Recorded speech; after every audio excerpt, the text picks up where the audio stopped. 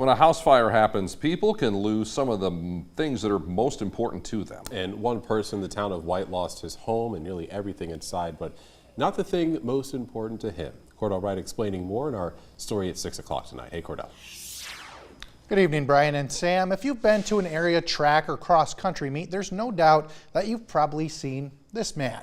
Paul Eckert has been coaching for 29 years, many of those for the Dubrook area Dolphins. He was cheering on his athletes at the O'Gorman Invitational today, but just over a month ago, Paul suffered a tragedy.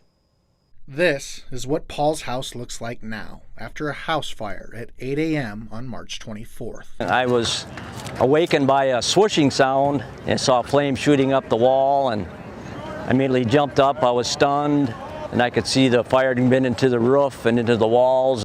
After briefly trying to put out the blaze, Paul knew he needed to get out of there, but as he tried to escape, I saw a flame coming at me, hit my back. Paul immediately ran to the post office for help. After first responders arrived on scene, he was transported to the Brookings Hospital before being taken to a burn unit in St. Paul, Minnesota. Laying in that bed, in pain, because 16% of my body was burned. Family photos, signed collector's items, and more all lay in the rubble.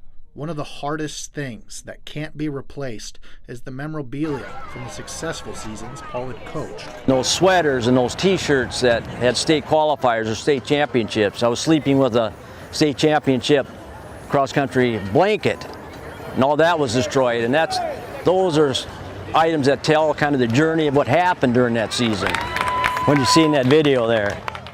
Paul had surgery on March 28th and stayed in the burn unit for 2 weeks, but he wasn't alone. The teams were great. They would video chat with me while I was in the hospital bed. I was a sight for sore eyes, more or less, but that support helped me through that process. Even through the loss, one thing that drove him the most was getting back to the team. He definitely means a lot to the whole team, especially distance kids and the cross-country kids, and it really worried me when I heard his fire go up. I was kind of scared that he didn't make it out, but thank goodness he did.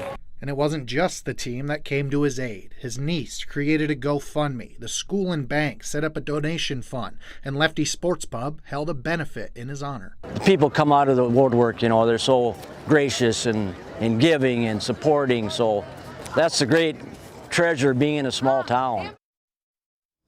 The GoFundMe raised just shy of $13,000. The bank received $25,000 in donations, and the benefit at Lefty's made roughly $10,000. But what Paul looks forward to the most is watching the athletes continue to compete throughout the rest of the season and eventually the state meet. Sam. Cordell, thank you.